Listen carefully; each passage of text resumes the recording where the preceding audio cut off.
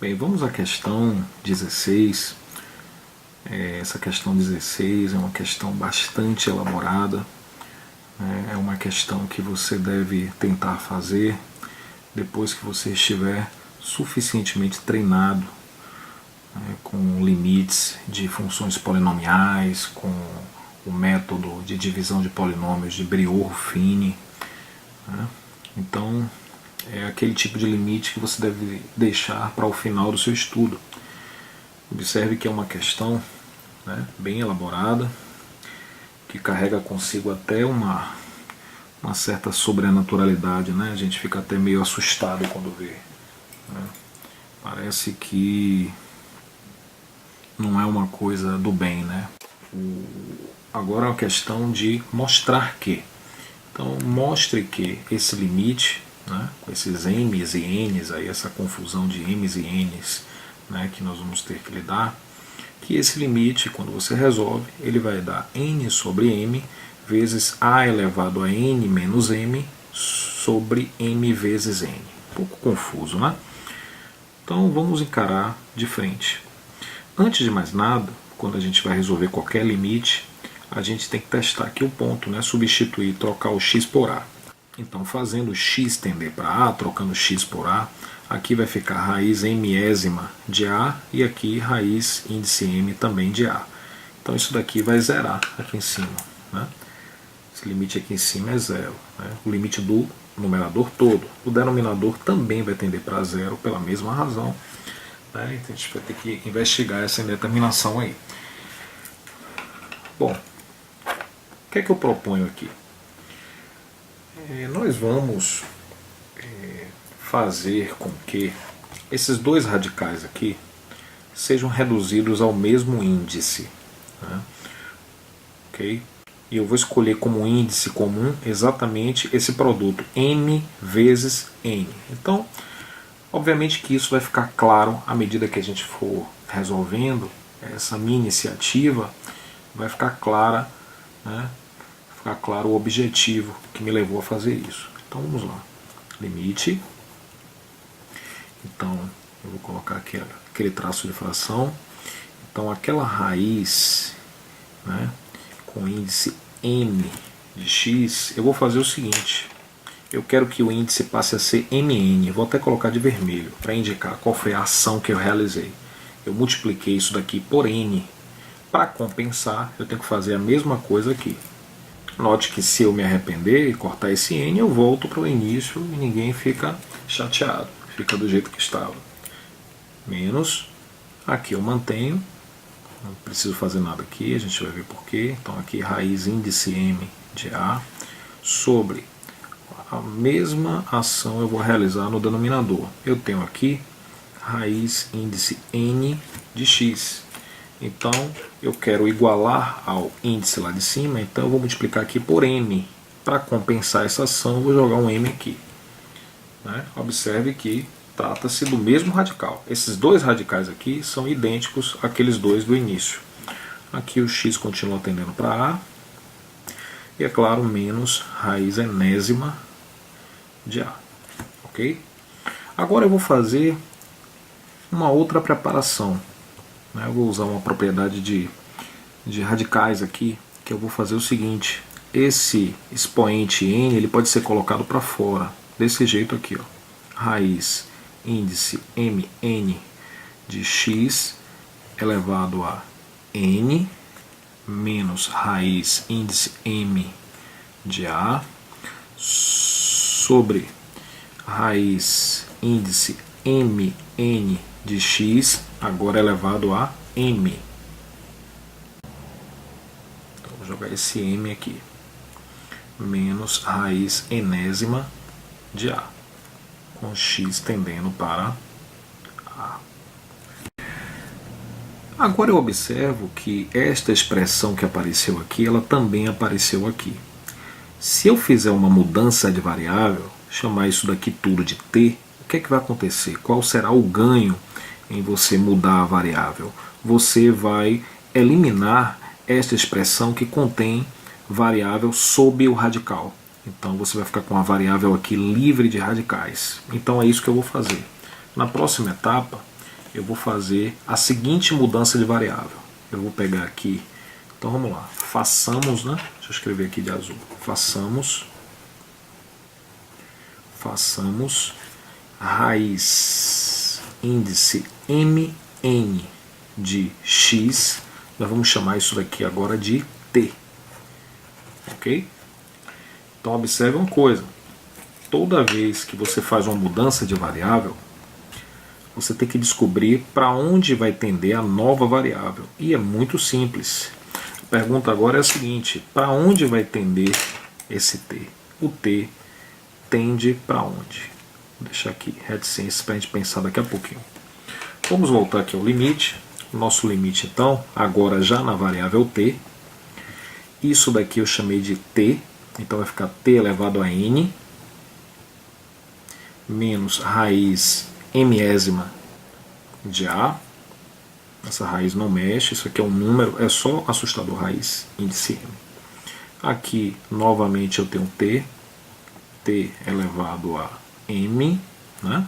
T elevado a m, menos raiz enésima de a. Essas raízes aqui só estão agora para nos confundir, né? Porque o pior já passou, que é a variável sob o radical. Nós eliminamos. E agora sim, o t tende para... É muito simples para você descobrir, nós já estamos suficientemente treinados. Já que x está tendendo para a, jogando a aqui no lugar do x, o t vai tender para raiz mn de a. Né? Lembrando que para descobrir para onde vai tender o t, basta você ver, né, que o x está tendendo para a, então vai ficar raiz mn, troca o x por a. Então vai ficar assim. Então aqui vai ficar raiz mn de a. Não vamos nos perder. Né? Beleza. Já estamos aqui. Bom, agora o que era um limite, né, envolvendo funções irracionais com variáveis sob radicais, agora nós temos limites de funções racionais. Isso daqui é um polinômio de grau n. Isso daqui é um polinômio de grau m. Né? E note que quando você troca o t por isso, aqui continua 0 sobre 0. 0 sobre 0. Então isso sugere, de acordo com todos os nossos estudos, que existe um fator aí que está gerando essa indeterminação, o fator de grau 1, de grau menor possível, que é t menos o valor para onde está tendendo. Raiz mn de a. Vezes alguma coisa que a gente vai achar aqui por Ruffini, pelo método de Ruffini, divisão de polinômios. Aqui a mesma coisa, aquele fator que está gerando indeterminação, ele também está presente no denominador, vezes aqui outra coisa que a gente vai achar fazendo Ruffini, e aqui t tendendo para raiz mn de a. Né? Então vamos descobrir agora o seguinte, observe, esse polinômio aqui é de grau n, eu tenho aqui uma componente de grau 1, então aqui está faltando uma coisa. Qual é o grau que falta para multiplicar aqui para dar grau n? Né? Como o grau total é n, e aqui eu tenho grau 1, com certeza esse fator desconhecido ele tem que ter grau n menos 1. Né? Porque n menos 1 mais 1 vai dar n. Né? Porque o grau do produto é a soma dos graus dos fatores. A mesma coisa. Já que aqui também é grau 1, esse grau aqui é um grau, já que o grau total aqui é m, aqui é grau m menos 1. Então vamos ao dispositivo de Ruffini. Essa conta só precisa ser feita uma vez, porque se eu fizer a conta no numerador, com uma troca de letras eu consigo prever o que vai acontecer também no denominador. Então vamos fazer a divisão dos polinômios no numerador. Deixa eu preparar esse Ruffini aqui. Agora, uma observação, né? Uma observação. Esse polinômio aqui, na sua forma completa, né? Vou destacar esse polinômio aqui no numerador. Como ele é de grau n, um polinômio de grau n, ele tem quantas parcelas? Vamos pensar um pouquinho sobre isso. Observe o que eu trouxe aqui para você. Um polinômio de grau 1 tem duas parcelas, ou dois termos. Um polinômio de grau 2 tem três termos. Um polinômio de grau 3, quatro termos. Então, sempre a quantidade de termos, a quantidade de parcelas que define o polinômio, é uma unidade a mais que o grau. Ok? Então, o nosso polinômio de grau n, por exemplo, ele tem que ter n mais uma parcelas. Né? Ele tem, no caso aqui, n mais uma parcela, só que só estão aparecendo duas. É porque só existem dois coeficientes não nulos. A gente vai ter que encher de zeros aqui. Então, explicando melhor. Qual é o primeiro coeficiente? Já que não tem nenhum número aqui na frente, é 1. Então, aquele polinômio é 1t elevado a n. Mais, repare que todo polinômio ele é apresentado na sua forma decrescente aqui, né, dos graus. Aí você tem grau 3, grau 2, grau 1, grau 0. Então, um polinômio de grau n, a primeira parcela aqui tem grau n, a próxima tem grau n menos 1. Então, é 0t elevado a n menos 1, mais 0t elevado a n menos 2, mais reticências, né, porque a gente não tem ideia de quantas parcelas tem aí, mais até chegar à penúltima, que é 0t, e a última é o termo independente, é aquele que já está ali, é o termo que não depende da variável t, é o termo que está livre, que é menos raiz mésima de a. Eu estou preparando o polinômio aqui porque a gente vai aplicar o dispositivo de Ruffini sobre ele. O cálculo do limite está lá em cima. Eis o dispositivo de Ruffini. Eu vou colocar aqui uma cruz. Eu vou pegar o primeiro coeficiente, que é 1. O próximo é 0. O próximo também é 0. Reticências. O penúltimo é 0. Geralmente o último a gente coloca aqui tracejado. O último é menos raiz mésima de a. Tá? Aí o que é que eu vou fazer? Eu vou baixar o primeiro. Baixei. Um detalhe. Aqui aparece sempre o número para o qual a variável x está tendendo. X está tendendo para raiz mn de a. O t, no caso, né? Então eu vou colocar aqui raiz mn de a. Né? E aí vamos fazer agora o Ruffini. Esse vezes esse e soma com esse. Isso vezes isso vai dar isso mesmo. Somado com 0, volta a ser isso. Raiz mn, né? Aqui é mn de a. Agora a gente vai fazer esse vezes esse. Ora, vai dar o quadrado. Vai dar o quadrado, a ao quadrado. Então, somado com 0, vai ficar raiz mn de a ao quadrado. Repare que está havendo uma ordem crescente do grau, né? 1, 2, o próximo é 3, 4, 5, reticências. Até chegar esse cara aqui, que vai ser raiz mn de a elevado a alguma coisa que eu não sei quanto é. Então eu vou colocar um p aqui, um p provisório, p de provisório. A pergunta é, qual é esse expoente p? Porque está crescendo, né? 1, 2, 3, 4. Que valor é esse? Okay? É fundamental sabermos isso. Porém, a gente sabe que o resto sempre dá 0 nesse contexto. Então agora a gente vai fazer o seguinte. A gente sabe que para descobrir esse p, a gente sabe que esse multiplicado por esse e somado com esse tem que dar 0. Então vamos fazer essa conta. Raiz mn de a, já que eu estou multiplicando, soma os expoentes, né? Aqui eu tenho 1. Então vai ficar p mais 1 menos esse, menos raiz mésima de a, tem que dar quanto? 0. Raiz mn de a elevado a p mais 1 tem que ser igual, passando para o outro lado, raiz mésima de a. Bom, já que no primeiro membro o radical é mn, não custa nada igualar o índice lá do outro lado. Ok? Eu vou jogar um n aqui. Mas se eu jogar esse n aqui, eu tenho que compensar aqui. Pronto, mas agora ficou fácil. Já que os índices são iguais, basta comparar os expoentes. Ok? Basta comparar os expoentes. Então, p mais 1 é igual a n, onde a gente conclui que p é n menos 1. P é n menos 1. Talvez exista até uma maneira mais fácil de encontrar esse P, mas foi a maneira que eu encontrei aqui nesse momento, né?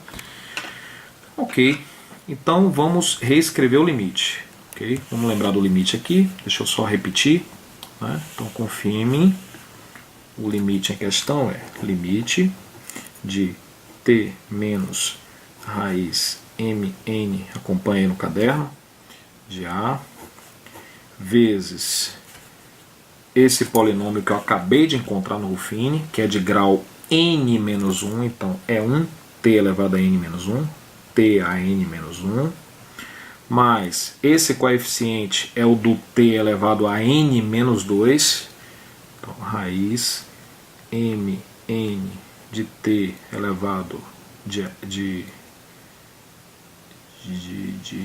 a, né? Raiz mn de a vezes t elevado a n menos 2, mais reticência, que está curtinho, até chegar ao último, que é raiz mn de a elevado a p, só que o p a gente acabou de descobrir que é n menos 1, sobre, embaixo vai haver uma analogia, a gente não vai precisar repetir a conta, a gente só vai ter que ficar atento à letra, porque em vez de ser n vai ser m, então é t elevado a m menos 1, mais raiz mn de a t elevado a m menos 2, mais reticências, até chegar ao último, que é raiz mn de a elevado a m menos 1. É só você comparar com o que está acontecendo lá em cima. Bom, com t tendendo para raiz mn de a. Fazemos o cancelamento, fizemos o cancelamento, e aí você vai trocar o t por isso, né? Então vamos lá, vamos trocar o t por isso.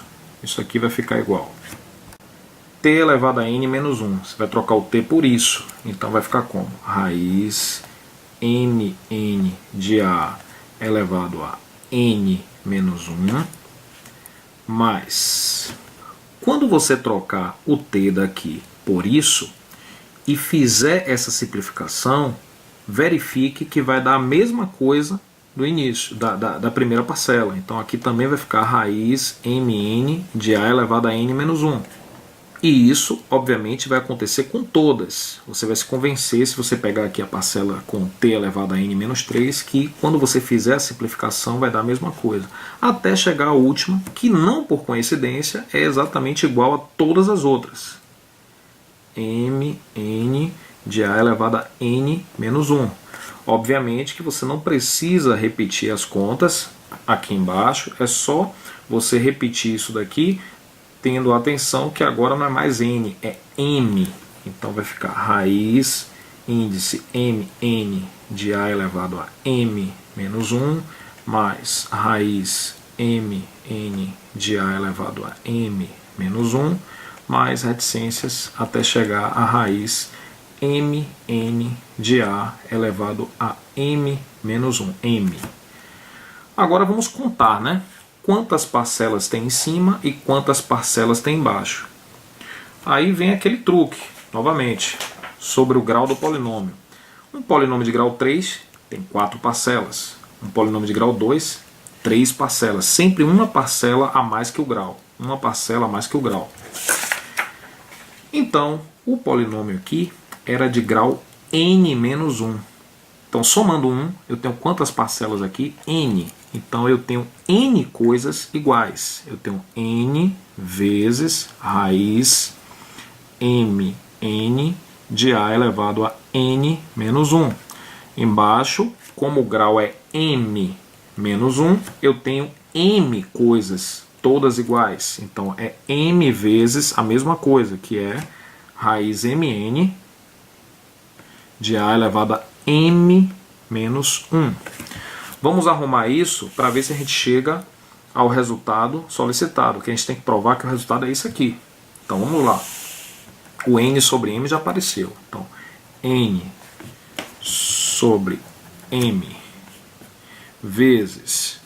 Aqui, o que é que eu vou fazer? Eu vou colocar, a gente sabe que toda raiz pode ser expressa como expoente fracionário. Então, lá em cima eu tenho A elevado a N menos 1 sobre MN, esse sobre esse, sobre A elevado a M menos 1 sobre MN. Isso daqui é igual a N sobre M.